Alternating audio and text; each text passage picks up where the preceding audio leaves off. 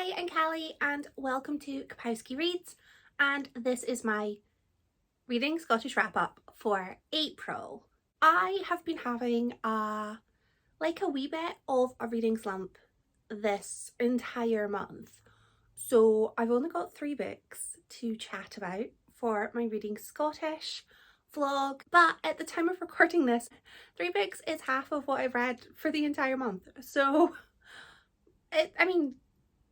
yeah, it is what it is. So yeah, I'm just going to go through what I read and what I thought about it. The first book I'm going to talk about is Now She Is Witch by Kirsty Logan. I read this on my Kindle. I love this author.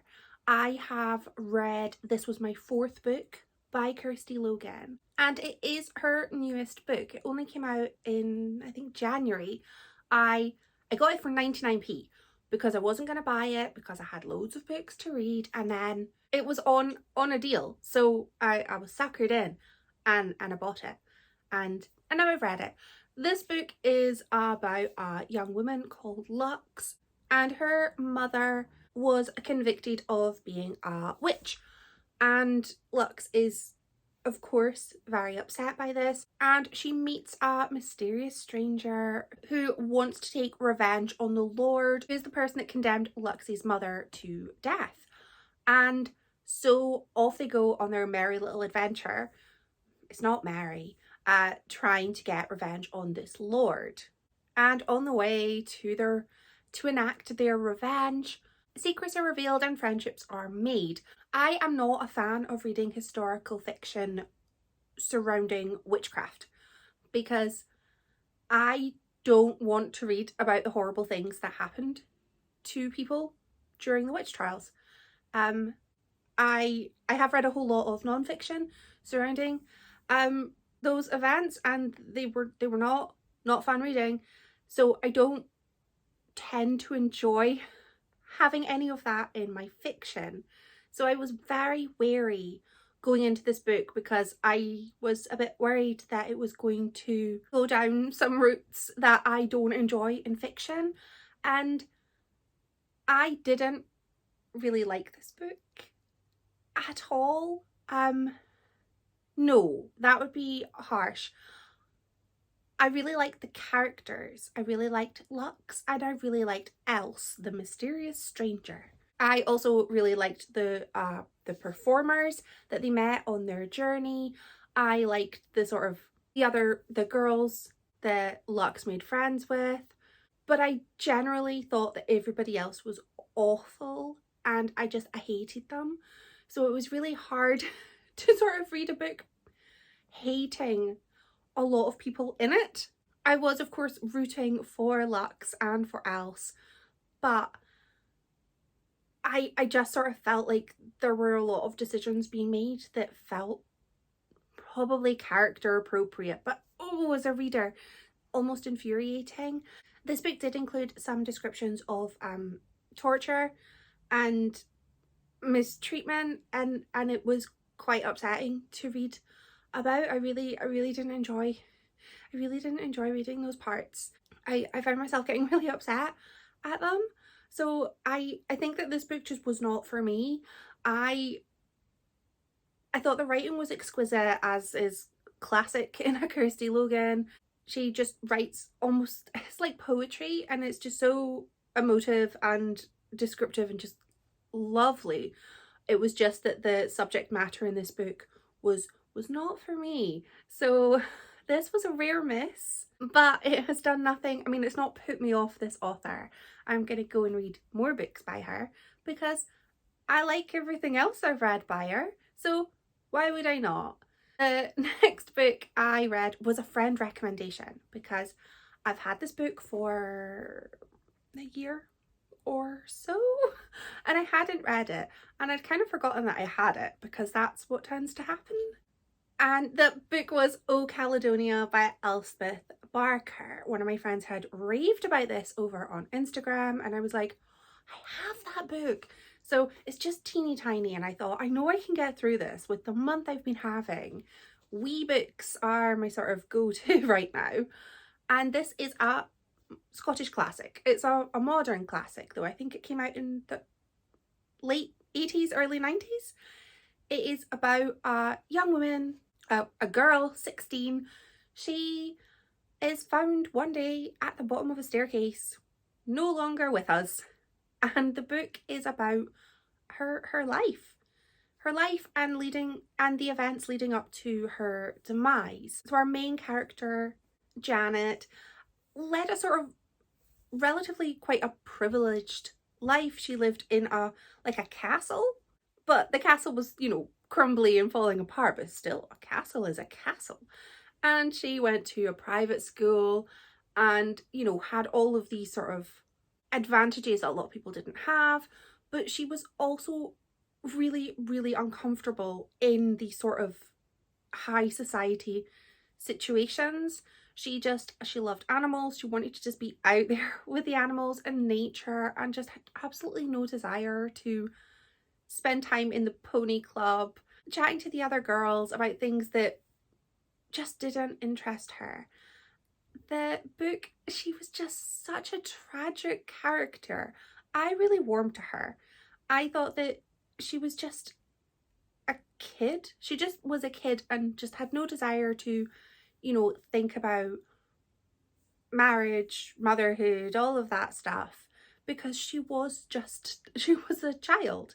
But this book did take place in the 40s. So for a very well-off young woman, or for a young woman from a very well-off family, her expectations would have been a little bit different. I thought that this book sort of toed the line between, it was almost like a gothic novel with the setting of the very drafty castle, with all of these parts of the castle that you just don't go to. Her school also had, you know, a building that you don't go into because it will just fall apart. And I thought that Janet was kind of like a tragic heroine of sorts, because I feel like I couldn't help but love her. I just really warmed to her straight away, and I think that you knew she was good egg because the animals trusted her, and animals don't trust people who are bad seeds. Animals can tell. So I think that was my sign there, was these fictional animals like this fictional character. Therefore, she must be a good sort. And I just warmed to her. She also had this really quite sweet relationship with her cousin, who was a lot older than her. She very much had a drinking problem, kind of kept herself to herself, but she was a bit of an odd duck. If Janet had lived in modern day, then her life would have been so different. People might have just sort of let her just spend her time with her books. What's wrong with being with books and the animals? Nothing wrong with that. I really enjoyed the sort of trying to find out what happened to Janet, because we know from the start of this book that Janet has been killed. And I spent the rest of the book trying to find out by whom and for why, because she wasn't a bad person and she didn't do anything that I could sort of feel there was a motive for. And when the reveal came, I did sort of think, wait, what? Why? And I wondered if I'd maybe missed something, because I couldn't see a reason that person would be so intent on coming for her, because I must have missed it. So I think I maybe have to come back and read this another time. But I really enjoyed it, and I really loved the sort of the family dynamic between her and her multiple siblings. I think there were 5 of them in total, and it goes from her sort of she was the oldest, so she was all by herself, then she had one brother, fine, just the 2 of them, and then all these other kids show up, and she's not too pleased about having so many siblings and the way that their dynamics had changed. And it was really nice seeing, as they got older, the way that their dynamic again changed some more. And I'm so sure that had Janet made it past, you know, just 16, if she had grown older, that their dynamics would have changed even more. And I think that, oh, I'm getting sad that a character is no longer here. I think that this was just sort of the kind of book that I enjoy, with a sort of somewhat misunderstood character who just wants a quiet life and just wants to be left alone. And nobody wanted to leave her alone. They always wanted to make her be doing things. But I really liked this. She was a little bit of a loner, a little bit quiet, and you could tell she had like a little bit of a scamp in her nature. She kind of just wanted to maybe try and get people to do things they shouldn't do just for her own entertainment. But part of that is she was a kid. And I really liked the almost, I was going to say realistic, but I don't know if they were. I liked the way that the boarding school was described as, pretty awful, like falling apart, drafty, damp, just not fun if you're not part of the cliques. And I feel like every other book that I tend to read that features a boarding school is sort of Mallory Towers-esque, where it's just oh so lovely and everyone's so happy and chirpy. And I really liked that this was like, no, it was not fun. Not fun at all. And I don't know if that was based on the author's real life or not. I don't know if this was somewhat semi-autobiographical, but I absolutely love this, and I feel like this is a very underrated Scottish classic because I'd never read this before, and then I ended up absolutely loving it. So absolutely delighted to have picked this up and to have loved it. And it just really, I think that this book's going to stick with me for a little bit because I just absolutely love the characters, and I'm so sad that there weren't more adventures for Janet. And I think that I'm actually quite glad that the book told us right at the beginning that it does not end well for her, because it meant that I tried not to get too attached to her because I knew it was coming. I just didn't know how. So I really, really enjoyed this one. And then the last book I read, I wanted something fun. That's not to say the other books weren't fun, but I wanted something where I was almost guaranteed like a chuckle. So I went for another book that has come to me highly recommended, and that was The Tick and the Tock of the Crocodile Clock by Kenny Boyle. And this is about a character called Wendy, and she works in a call centre in Glasgow. And from the descriptions of that call centre, I'm 95% certain that I worked in that same call centre and they just changed the name of the company that own it. Pretty sure, because yeah. Anyway, she works in a call centre and it's awful because working in a call centre is not fun for most people. And she quits one day and she leaves. A few other people leave with her. It was a glorious moment, and this then leads to her making a new friend in Kat, and Kat is almost a chaotic influence on Wendy and kind of encourages her to do things that Wendy would never have done before, and kind of Wendy starts to live a little bit. However, some of Wendy's actions result in her being on the wrong side of the law, which is not good times. Lines were crossed. I really like this book from the start, actually. I love the character of Wendy. I wanted to cuddle her. I just thought she was just so lovely. And I liked the way, the walkout. Oh, the walkout from that call centre. Who among us has not dreamed of leaving a job, just burning those bridges and, you know, sauntering out? That just, it's just so enjoyable to read about because that manager in that call centre, oh, I love that part. That's the bit where I knew in this book I was going to enjoy it. And it just went from there, with Wendy just being a bit like, I have made a hasty decision, but, you know, better to quit than to be fired, was her sort of thought process there. And I really liked that she then made a friend in Kat, who had been part of the walkout of this call centre. I enjoyed their little budding friendship growing, and I really liked the way that Wendy was clearly hiding a few little things. Tell stories about her family, her childhood, and those stories were plots from films. So she was very clearly hiding something, and I was really excited to find out what it was. And Kat was an artist, and Kat was, oh, she was a bit of a tortured soul as well. And I was just so happy that these two people had met each other and made this lovely little friendship. I absolutely loved Wendy, and there were some people in her life that I hated. I hated her, not boyfriend, but you know, almost boyfriend. I hated her university bully. I mean, I hate bullies anyway. Like, just stop, go away. Just go away, especially if you're an adult. What are you doing? Just go do something. Go do something better with your time. Learn a hobby. Just stop being a horrible, just drain on life. That's too harsh. I think I kind of missed the Peter Pan theme in the book. I couldn't really identify who was meant to be Pan, and a neighbour is now using an electric saw outside, so I apologise if that noise gets picked up.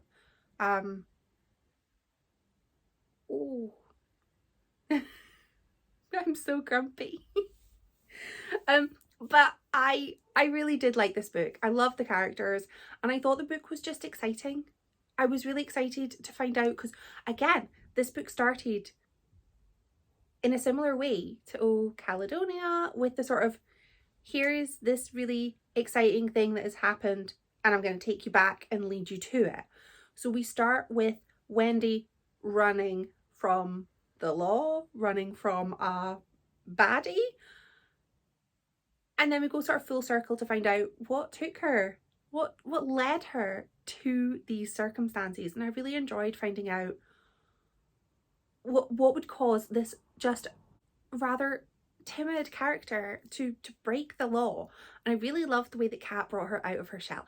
I loved, oh, there was a bit where she just let boyfriend slash not boyfriend Keith and university bully Freya, she just let them have it, and it was beautiful.